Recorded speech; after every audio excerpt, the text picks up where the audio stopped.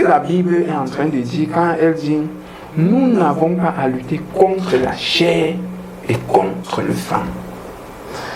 L'apôtre Paul est très clair, parce qu'il faut comprendre d'abord la genèse des choses.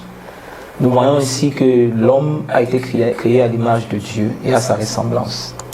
La Bible déclare que Dieu forma l'homme de la terre, mais il souffla, le souffle en lui, et l'homme devient un être vivant.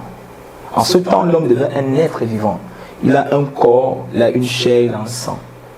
Mais avant ça, l'homme est d'abord spirituel. Le souffle là, le souffle là, c'est ça qui détermine l'homme. Et lorsque la Bible déclare que Dieu a fait l'homme à son image, il ne parle pas de la chair. Il parle de l'esprit qui était à l'image de Dieu. C'est ça la Genèse. Et maintenant, il a eu une enveloppe corporelle qui a condamné l'esprit dans la chair. Et en ce moment-là, on dit l'homme est un être vivant dans un corps. Donc il a pris vie dans un corps. C'est pour ça que l'apôtre Paul dit, nous ne combattons pas contre la chair et le sang. Donc contre l'homme nefesh, la chair. Ce n'est pas ça.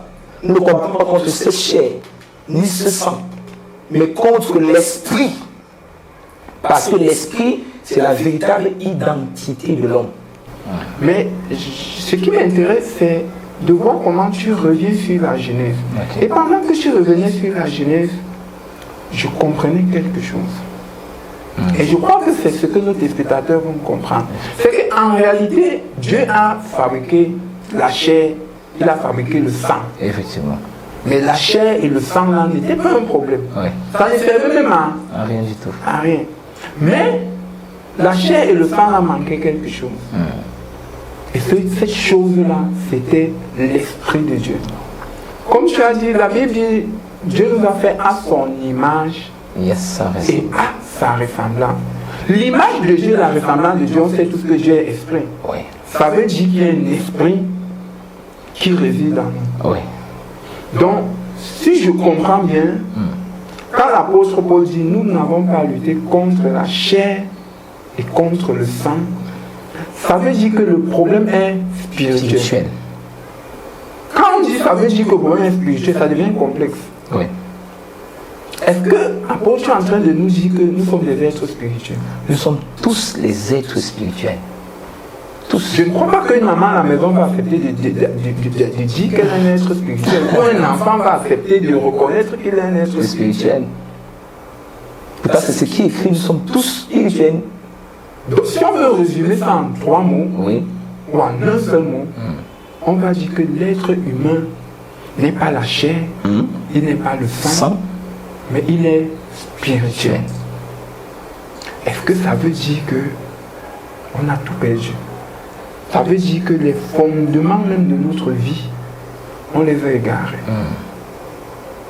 Je ne sais pas si homme de Dieu est en train de vouloir nous dire qu'en réalité, les bases même de la nature de l'homme aujourd'hui sont égarées. Effectivement, évidemment. Puisque l'homme, tu n'es pas ce que tu vois, tu es ce qui est. Tu as existé avant d'apparaître. C'est pour ça qu'il est écrit dans le livre de Jérémie, avant que tu sois formé, avant que tu aies un corps, nefesh, je t'ai connu dans l'éternité. Ton esprit vivait déjà. Avant que tu sois formé, que tu aies une enveloppe corporelle. Donc ça veut dire que tu vas être formé. Mais tu n'es pas encore formé. C'est parce qu'on se comprend. Il faut qu'on se comprenne. Il faut qu'on se comprenne. Ça veut dire que tu vivais avant d'entrer dans le corps. Le corps-ci, c'est ce que ça veut dire. Avant que tu sois formé. Qui parle là? C'est Dieu. À Jérémie. À Jérémie. Ça veut dire que Dieu est en train de dire à Jérémie que je connais déjà avec toi. Depuis l'éternité. Tu n'étais pas encore ce que toi tu vois avec tes yeux. Donc cette chair te ment. Elle te fait croire que tu es ça. Pourtant tu étais avec moi depuis des années et des milliers d'années. C'est pour ça que l'apôtre Paul dit quelque chose de très important. Nous n'avons donc pas à lutter contre ça. Parce que ça est éphémère, elle est faible, elle meurt. Mais nous avons à lutter contre les esprits immortels, si on veut parler comme ça, qui ont existé depuis des décennies. Les entités, les forces territoriales